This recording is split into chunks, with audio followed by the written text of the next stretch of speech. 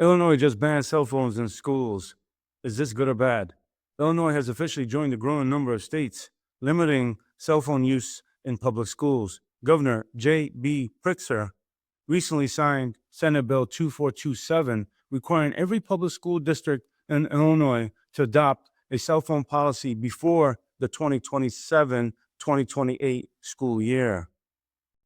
But before we get into the details of the cell phone ban in public schools, let's take a deep dive into some of the reasons why kids use their phones. We need to understand the social conditions behind why students are addicted to their phones. For many students, their phone is their escape from reality, the reality of being poor, the reality that parents don't have enough time to spend with them because both parents are working, the reality of living in a crime-ridden neighborhood, the reality that they don't have the resources to go to restaurants or take a vacation with the family. That is the reality for many students in this country. The phone is like a drug that takes students out of their reality.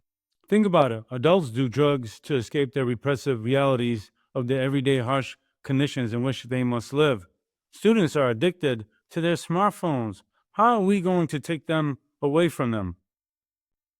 The cell phone ban has several important exceptions. Students may still use their devices if they have a medical condition or an individualized education program or a 504 plan.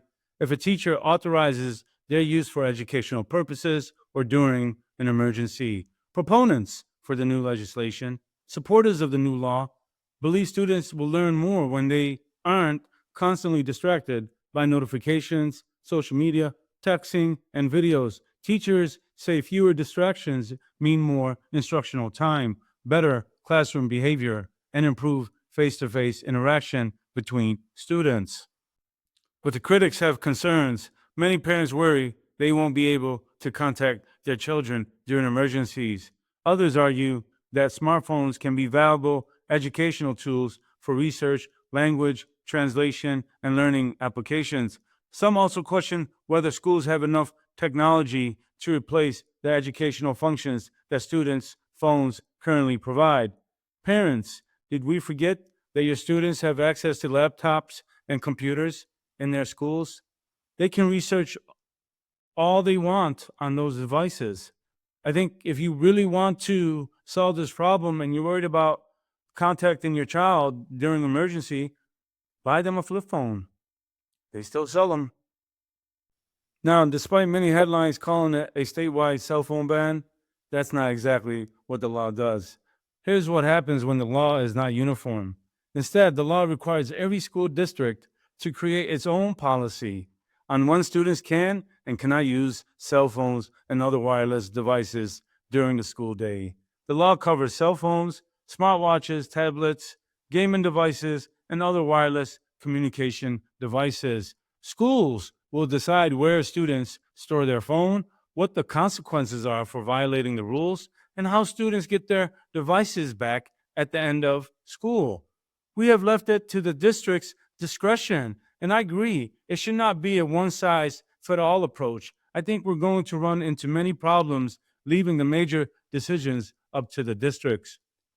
I think it would have been better to conduct pilot studies across Illinois to see what is effective in the schools. I'm aware some CPS schools did experiment with the pouch, but students quickly figured out how to break the magnet that closes the pouch that keeps their phone locked away during school time.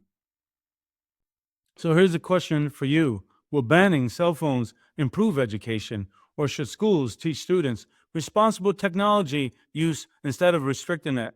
Leave your thoughts in the comments below. If you found this video informative, don't forget to like, subscribe, and share this video. I'm always bringing you updates on Illinois politics, education, and public policy right here on Wriders. Thank you for watching, and peace.